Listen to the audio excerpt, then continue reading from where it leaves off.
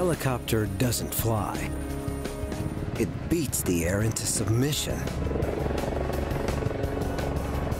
It's a weapon of war, an agent of mercy.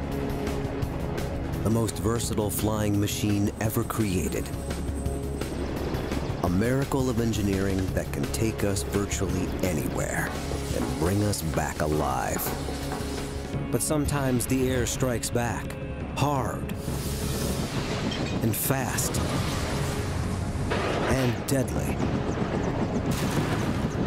Now there's a new breed of helicopter built for the 21st century. Some call them supercopters, and this is one of the best. The Augusta-Westland EH-101. How does this mechanical marvel defy gravity and rule the sky?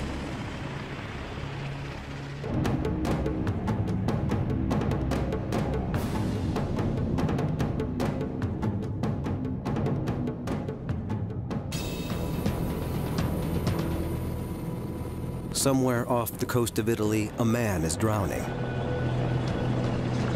One of the most advanced helicopters ever built is racing to his rescue. The Augusta-Westland EH-101.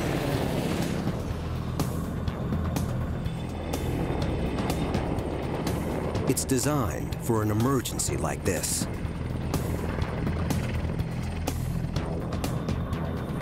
Its rotor blades are revolutionary. They're driven by 3 of the most sophisticated engines ever made. And it's huge, almost 75 feet from nose to tail, and tipping the scales at 15 tons. A giant that can range 900 miles out into the open sea at a top speed of almost 200 miles an hour.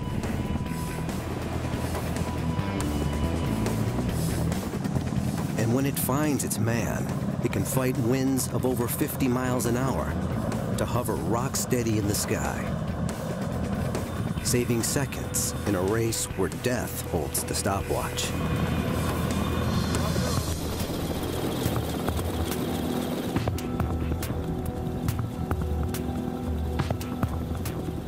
To the Italian Navy's Flying Shark Squadron, it's a deadly serious training mission.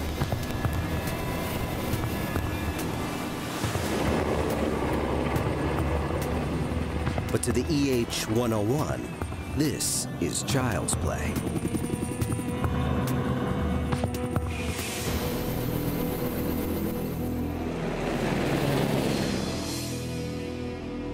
It's one of the new generation supercopters that are taking our 21st century skies by storm.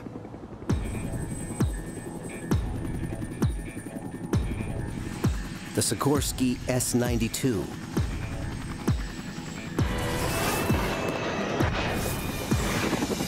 NH Industries NH-90, and the Augusta-Westland EH-101.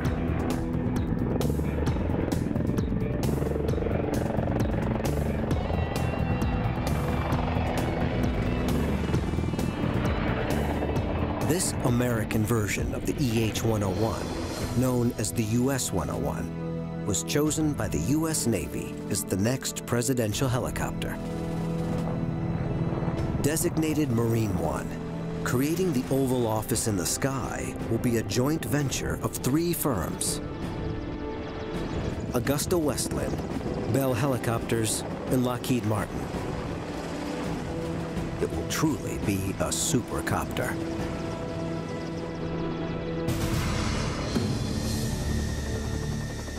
But no matter how advanced, the flight of any helicopter is governed by 3 major components. Call it the rule of 3. The main rotor, the engines, and the tail rotor. 3 components that have to work together for a helicopter to fly.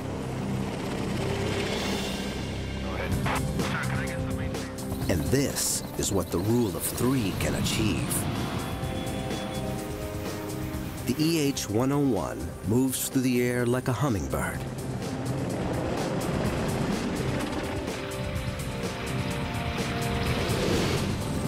A 15-ton hummingbird. It's precisely because helicopters like the EH-101 can do what no other aircraft can do, can go where no other aircraft can go, can reach places we can reach by no other means, that we've come to depend on them. But when even one component in the rule of three fails, flying machines can become killing machines.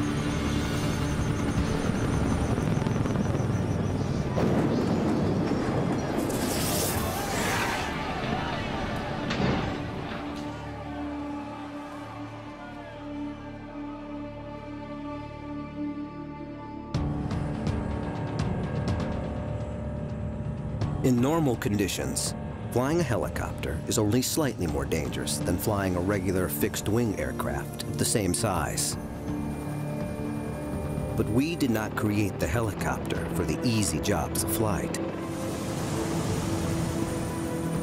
It was made to operate in the outer envelope of risk.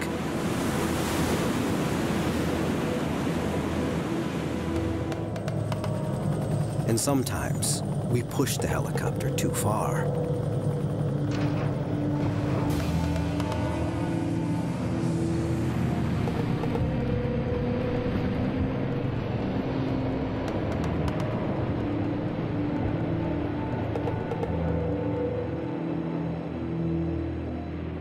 The simple but mysterious truth is that the helicopter is a flying machine that doesn't want to fly.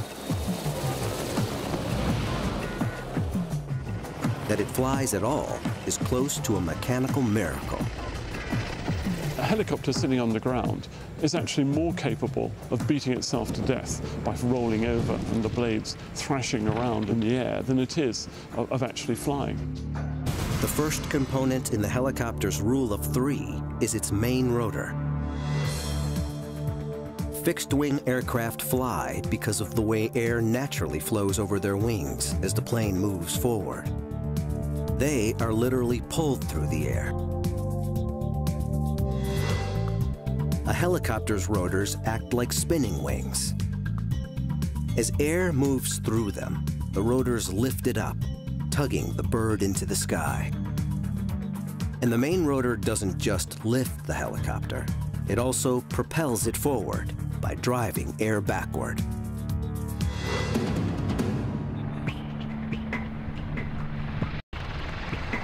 Every second the EH-101 is in flight, its massive main rotor is shoving up to 45 tons of air out of its way. 15 tons of aircraft, suspended from 5 spinning wings.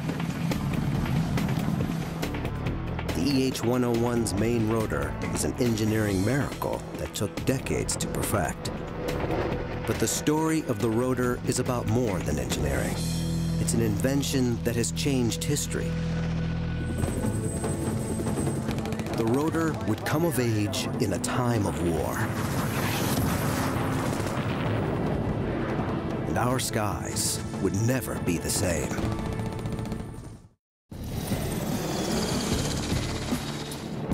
Creating helicopters as advanced as today's supercopters is like creating a robot that can dance.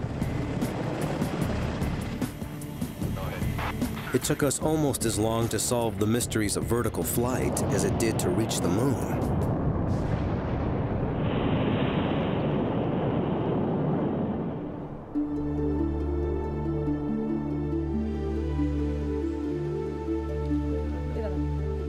In 15th century Renaissance Italy, Leonardo da Vinci imagined a flying machine that would twist its way up into the heavens, like a screw turning through wood.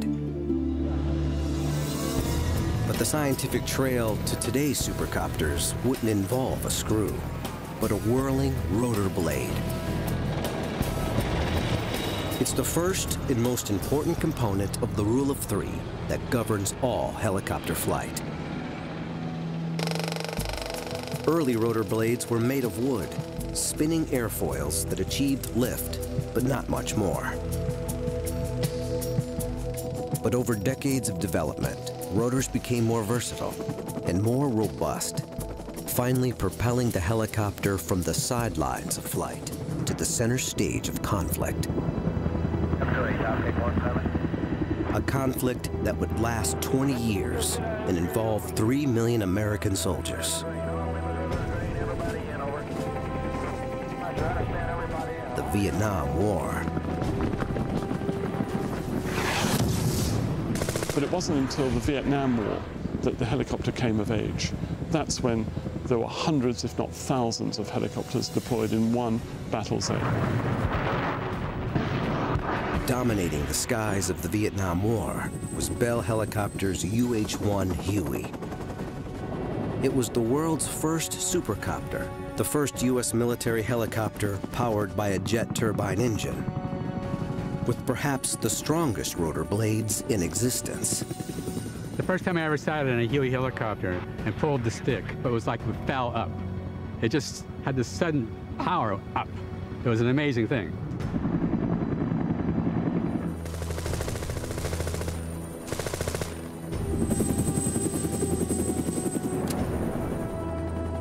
Although all metal rotors had been fitted to earlier helicopters, the Huey's thick 44-foot-long blade set a new standard for toughness. Everybody in, over. I understand everybody in. All the airplanes left the area yet, over. They could take small arms fire from any conceivable direction and usually survive quite well. Bob Mason is a legendary Vietnam War pilot whose book Chicken Hawk tells his and the Huey's incredible story of war and survival.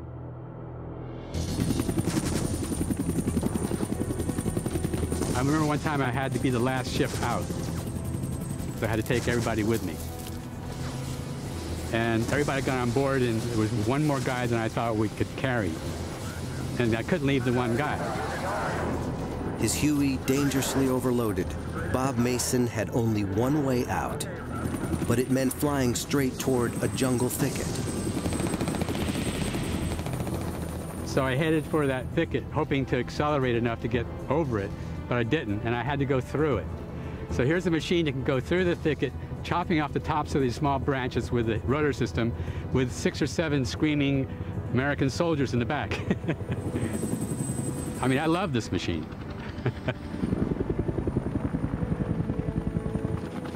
If the Huey was the supercopter of the 20th century, the EH-101 is chasing that title into the 21st.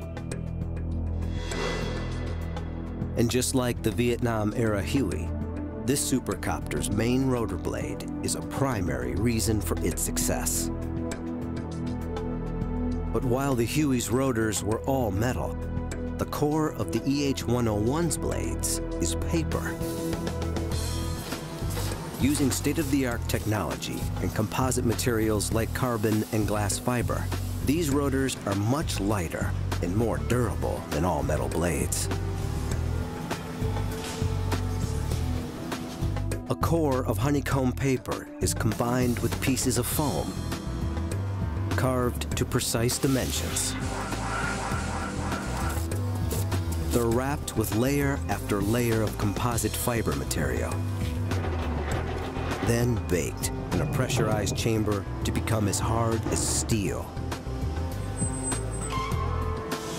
Finished with titanium edges, they're as battle-ready as a blade can be.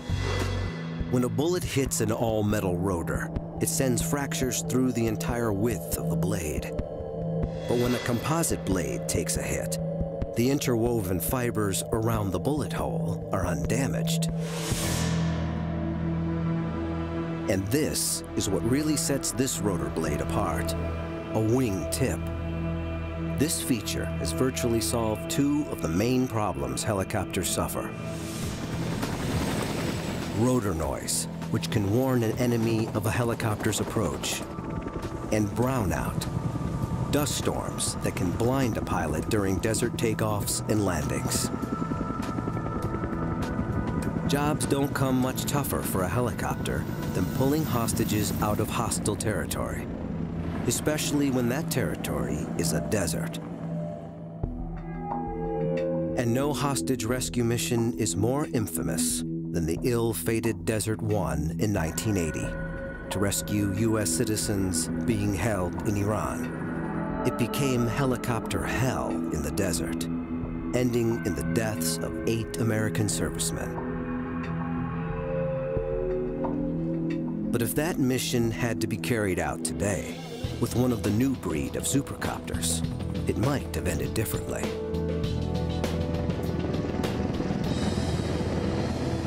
One of a helicopter's greatest handicaps during a rescue operation like Desert One is the noise made by its rotors. The enemy can hear it coming. Most rotor noise is caused by the tips of the helicopter's blades moving through the air at supersonic speed. The telltale beating sound is actually a series of mini-sonic booms created by the rotor tips. And that's where these wing-tipped rotor blades have a killer advantage.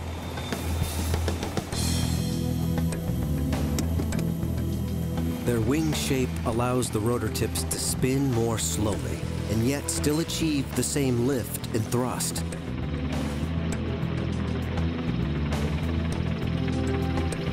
Because the rotor tips don't create the sonic boom effect, the pilots who've flown the EH-101 in battle say it's one of the quietest helicopters flying.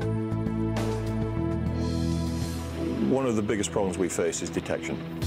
The ability of this aircraft is to arrive relatively silently on the target until literally seconds before we're there. Mike Stangroom is a pilot with the British Royal Air Force's 28th Squadron. He captains their newest asset, the EH-101. But we can go alone and unafraid into hostile territory in confidence.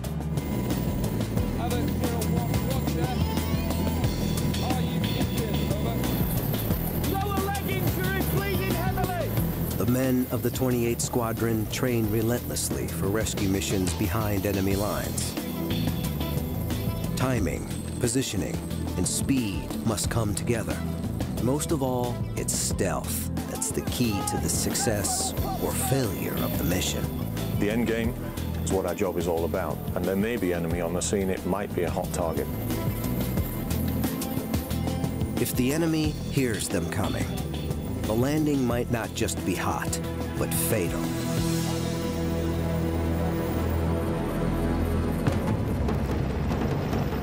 The EH-101's wing-tipped rotors allow it to carry a rescue force through hostile skies virtually undetected.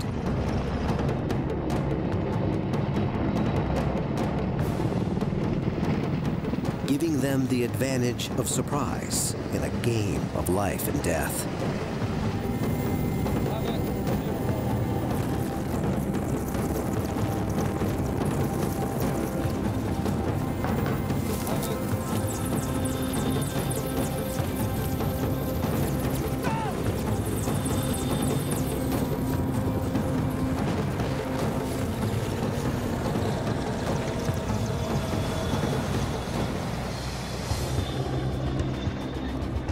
The rescue force finds its target.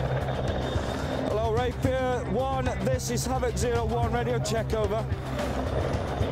And calls the lead EH-101 in for the extraction. Havoc 01, okay. Packaging casualty. Guys, 1 minute.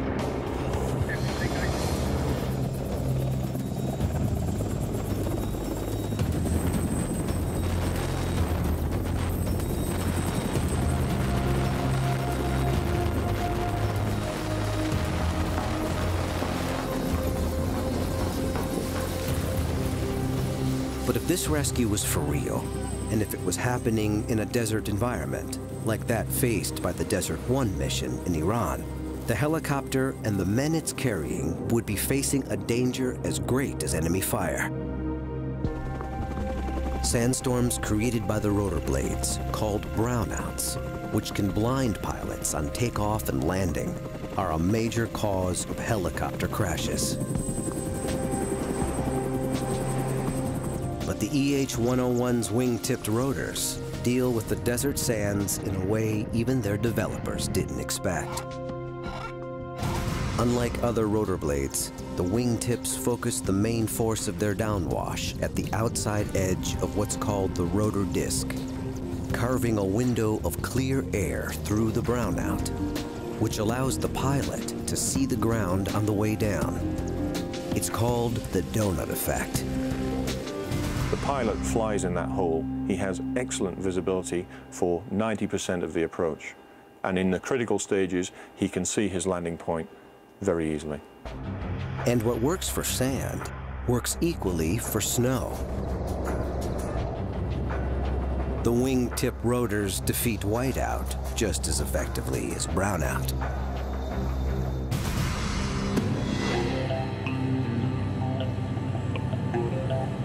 But however advanced the EH-101's rotor might be, it would be nothing without what's under the hood and on its tail. Without a powerful engine and a tail rotor to control its movement, no helicopter can survive. The rule of three pits physics against the forces of nature.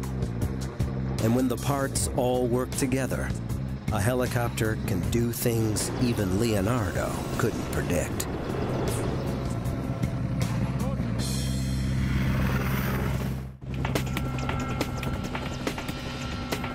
Beneath the whirling blades of the EH-101 lies the beating heart of this flying machine. 6,000 horsepower drives 15 tons of aircraft into the sky. The second component of the rule of three, the gas turbine jet engine. And it doesn't have just one, it has three. Each is about the same size as the engine of a family car, but each packs 10 times the punch. But while jet engines on fixed-wing aircraft provide forward thrust, in a helicopter, all that power goes into turning the rotor blades. It's like a giant propeller. The spinning rotor drives the helicopter through the air. The engine's job is to keep the rotor spinning at exactly the same speed, no matter how strong the wind or what the aircraft is trying to do. It's like asking a car engine to maintain the exact speed no matter how steep the hill. The engines must not stall. They must not slow down. They have to keep the rotor spinning, no matter how aggressively the helicopter is being thrown through the sky. And the 21st century engines that power the new generation supercopters can do just that. They enable the kind of power flying that would not have been possible with older generation engines.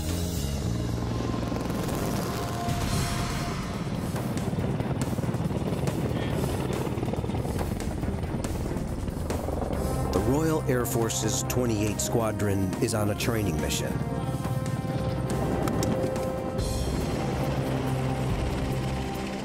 Their task? To stalk and intercept a speeding car. These men are playing the role of escaping terrorists. Positioning high above, the EH-101s drop into a near vertical dive.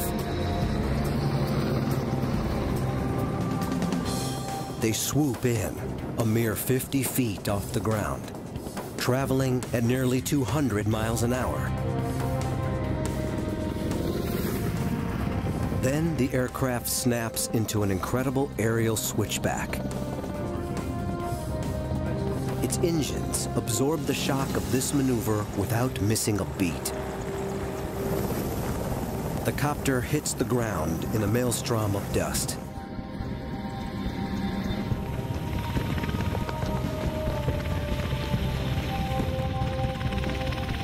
This is shock and awe, helicopter style. designed to terrify and confuse the targets of the intercept and allow their capture and arrest by the Special Forces troops who storm from the belly of the beast.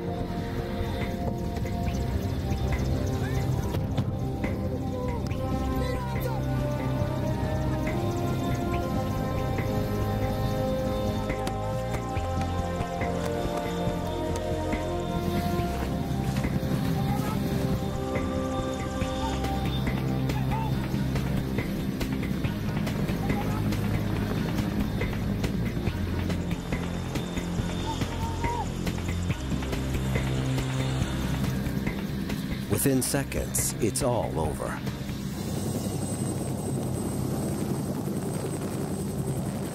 All that's left is an empty car and an empty sky.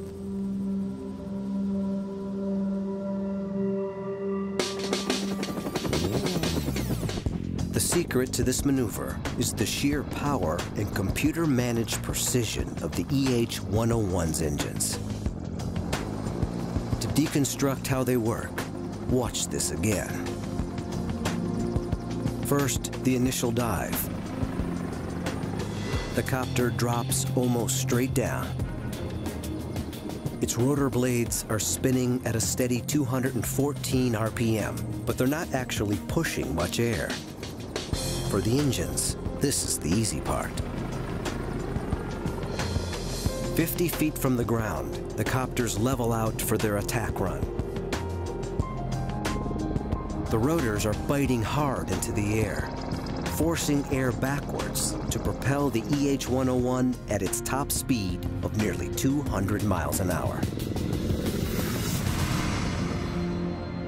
The engines have to take the strain and keep the rotors spinning at exactly the same rate of 214 RPM. Despite their extra workload. Every movement of the rotor blades is communicated directly to the engines by the helicopter's onboard computers. But the moment's approaching that will set these engines apart from all that have gone before. This extraordinary aerial switchback from top speed to a dead stop and back again. The trick, for me, is to get the aircraft turned around through 180 degrees and to lose what could be up to 180 miles an hour to zero in a very short distance. As you'll appreciate, that's a very aggressive maneuver. The main rotors are fighting the air. First to stop the aircraft, then turn it around, then to bring it down fast. It's an enormous shock to the rotor blades, and it's transferred directly to the engines. If the engines stall, as older generation engines might, the 15-ton aircraft would fall from the sky. But the EH-101's engines absorb the shock of the switchback and keep the rotor spinning at a constant rate, pulling it through its violent 180-degree turn.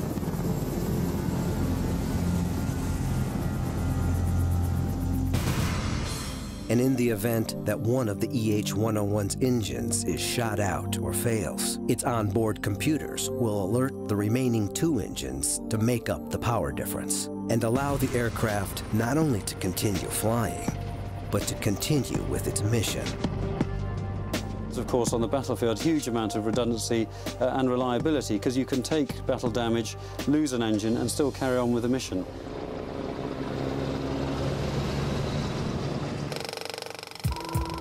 Most of the weight early helicopters were actually lifting was the weight of their heavy and underpowered piston engines. The development of the lighter but immensely more powerful gas turbine jet engine in the 1950s allowed helicopters to lift much greater loads.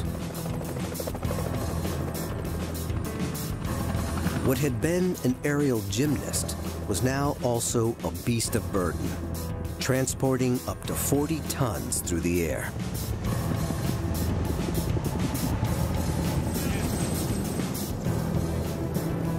And while the EH-101 is not designed to be a heavyweight lifter, it can still carry a truck or pack 50 evacuees into its cargo area. And most importantly, its 3 computer-controlled engines allow it to hover rock solid in winds over 50 miles an hour. It's a critical advantage when an entire squad of troops needs to be delivered quickly to a battlefield.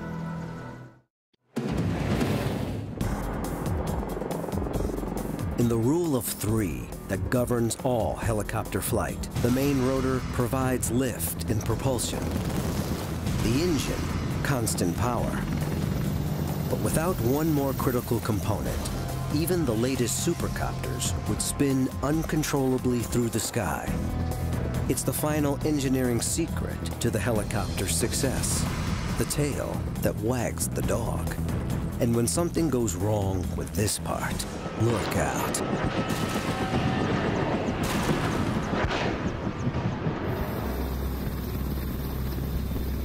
Heavy weather, high-octane jet fuel, and a 15-ton helicopter hovering above the deck of a warship at sea.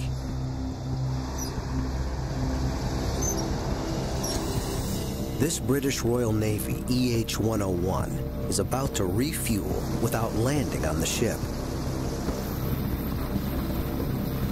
It's one of the most difficult maneuvers a helicopter can be asked to do, and few are asked to do it. But this is just the sort of high-risk operation supercopters are designed for, saving precious time that would be taken up by landing to refuel. Its key role is force protection, to remain airborne 24 hours a day, 7 days a week, 365 days a year, searching out the surface threat from ships and the subsurface threat from submarines. During this refueling, the EH-101 maintains a precisely controlled hover.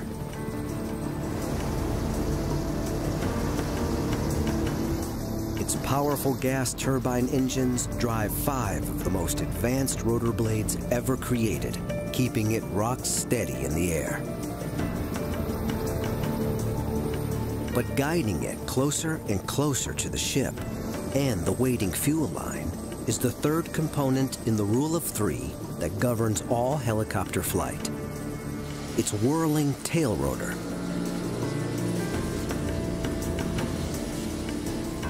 "5,000 tons of ship, 15 tons of helicopter are now connected by a hose full of volatile aviation fuel. There's no margin of error.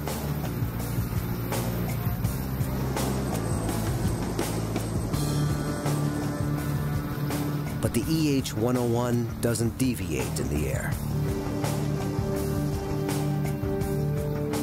Thanks to the precision guidance of its tail rotor. The tail rotor is absolutely fundamental to the flight of helicopters. If you like, it's the tail which wags the dog.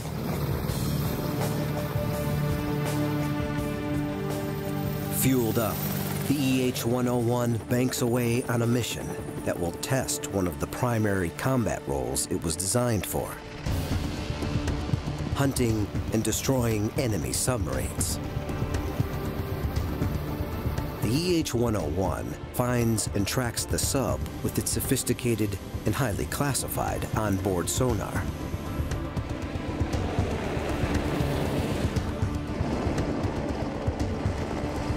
It closes in on its target and pulls into a dead hover. Then, it lowers the submarine's worst nightmare: a sophisticated dipping sonar array. Beneath the surface, this underwater listening device opens up like a high-tech umbrella, trapping the enemy submarine in a sonar net.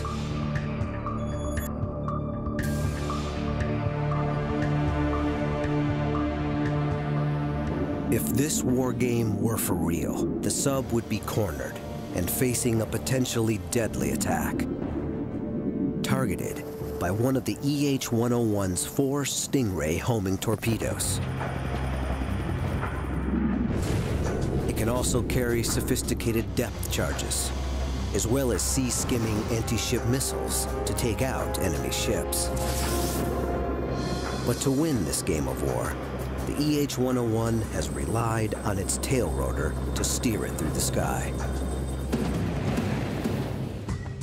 It's the tail rotor's job to counter and control the powerful rotational force generated by the EH-101's main rotor blades.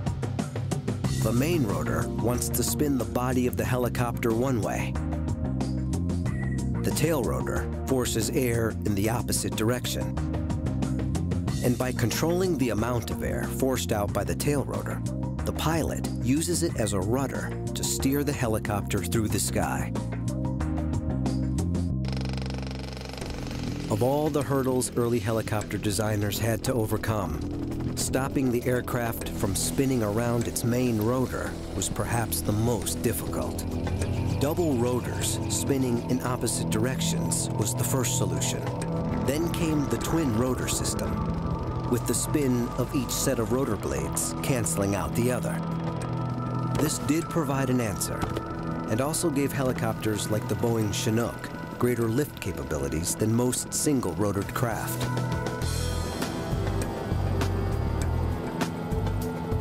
But it was the development of the tail rotor concept that finally gave the helicopter its unique agility in the air.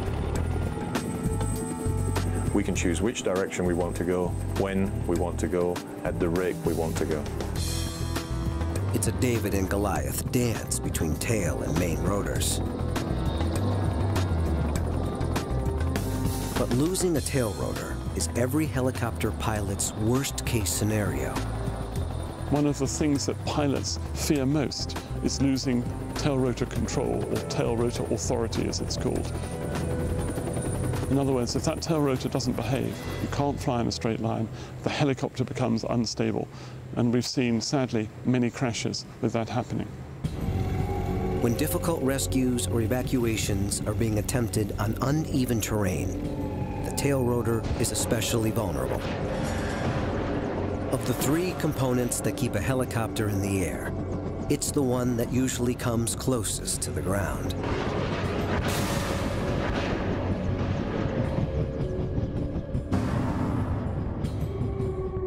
That's why the EH-101's tail rotor is positioned high on its tail, nearly 9 feet off the ground.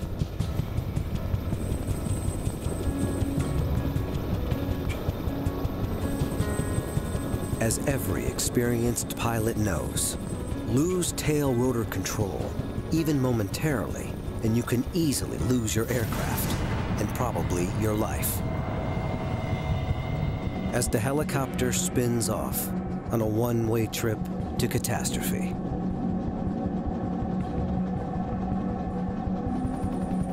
Then, the components that kept it airborne shatter it against the ground, literally beating itself and its passengers to death.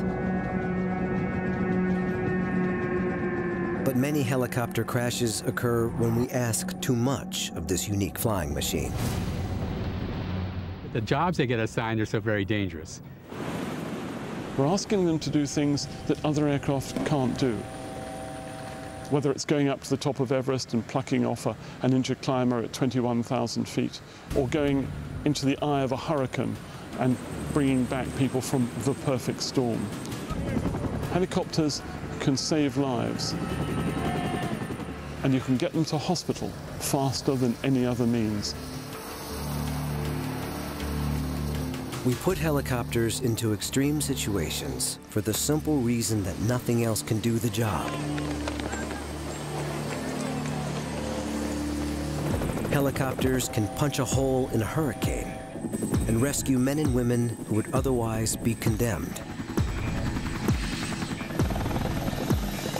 Helicopters can take the fight against a forest fire to the very heart of the inferno, an aerial assault by water where no man or machine dare go. And as an air ambulance, a rapid response agent of mercy, when minutes, even seconds, can mean the difference between life and death. The helicopter is the undisputed champion of the injured and the sick.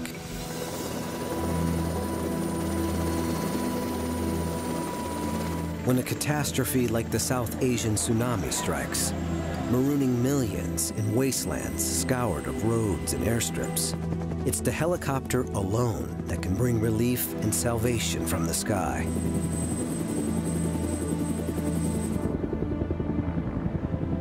This was one of the greatest airlifts in history. Thousands of tons of humanitarian aid brought into some of the most inaccessible places on Earth, saving the lives of thousands of men, women, and children.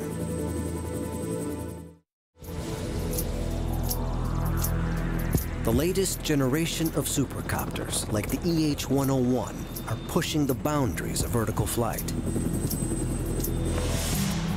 But there's still one component that makes all of it possible.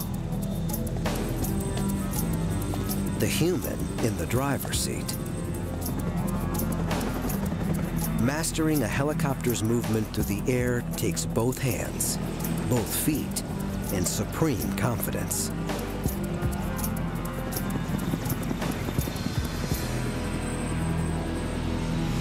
And when it's a supercopter worth tens of millions, there's no room for error.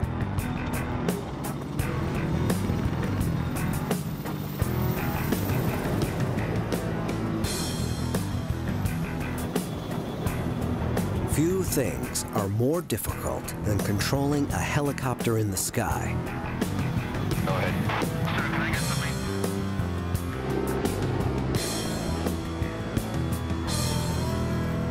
They say that if you can hop up and down, rub your tummy in a circular fashion and your head in a counterclockwise fashion with your eyes closed, then you can fly a helicopter. It's the helicopter pilot who transforms mere machine into an agent of salvation, or an instrument of vengeance. The rule of three, main rotor, gas turbine engine, and tail rotor allows the helicopter to fly.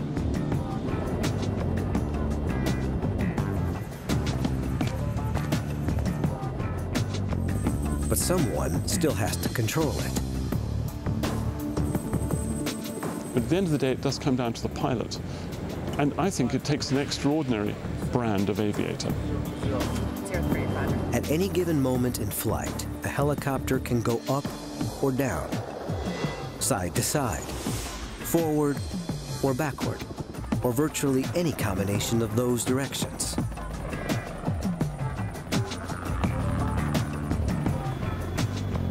It takes exceptional coordination and concentration just to keep a helicopter in the air.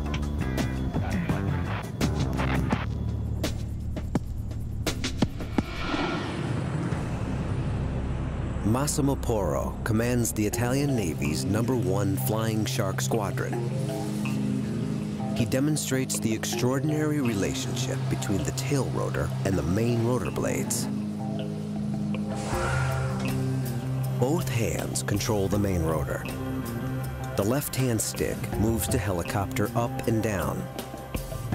The right-hand stick moves it in every other direction.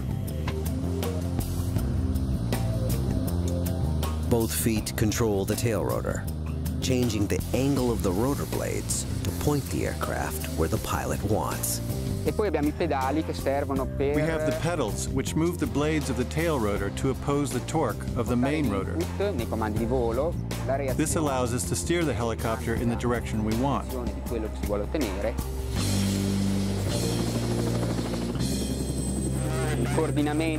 But it has to be done in a very coordinated way, because compared to a fixed-wing aircraft, the helicopter is inherently unstable. But when we master the helicopter's rule of three, there are few sights more breathtaking. It was like strapping on a costume in the morning that would allow me to do superhuman things. You weren't flying anymore, you were the machine.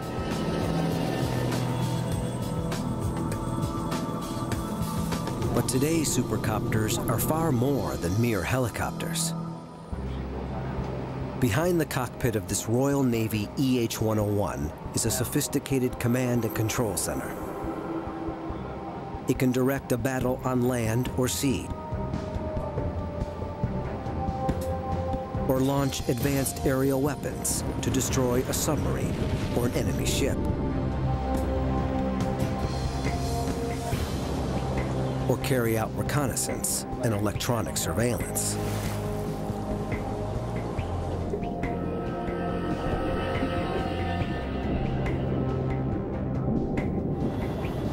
And today's supercopters are so technologically advanced, they can actually fly themselves.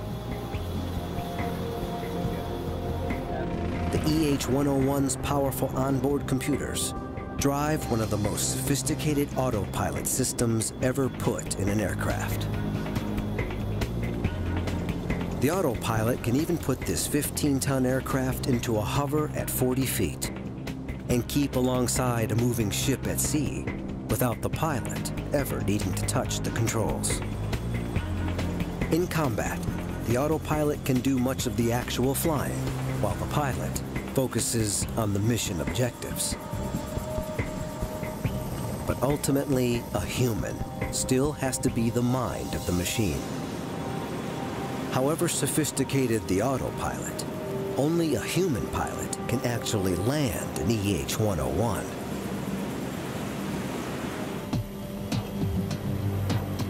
Which is why they have their own virtual world to train in.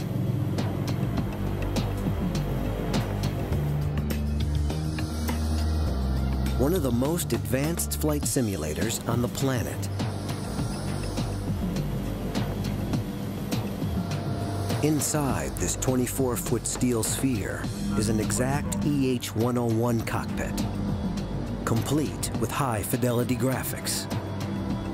The helicopter's movements in flight are precisely mimicked by computer-controlled hydraulics. The fear element is there, trust me, close to the ship, and you're flying that last half-mile approach to a flight deck at night in filthy weather, and the ship is pitching and rolling, and you're on minimum tactical lighting. I've certainly been seriously scared in helicopter simulators because they are so real, and walked out of the cockpit white and shaking, I suspect, if the truth be known. It cost around $5 million to equip a single pilot with the skills required to fly out of this high-fidelity computer game into the real world. But when the aircraft you're flying is worth $100 million, you can't afford to let it down.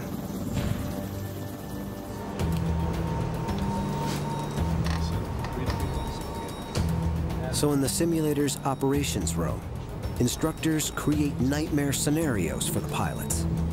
Emergencies far too dangerous to be simulated in a real EH-101. We can simulate major systems failures and crash landing. I think probably the most challenging situations are coping with major system failure, but continuing to fight the aircraft and get back to the ship 200 miles away, maybe on two engines with navigation systems that have failed. The training never stops. Even the most experienced pilots have to keep their hours up in the simulator to maintain their mastery of the EH-101.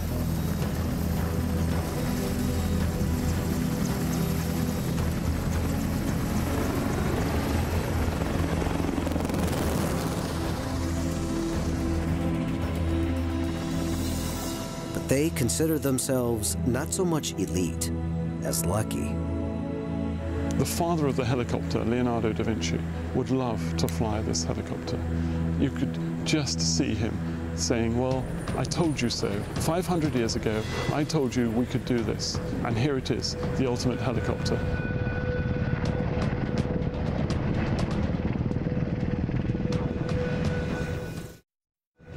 The age of the helicopter has been brief, but brilliant. In war and peace and tragedy, where no aircraft has dared go, the helicopter has gone. And now, the science of vertical flight has reached perhaps its finest expression. Now is the time of the supercopters.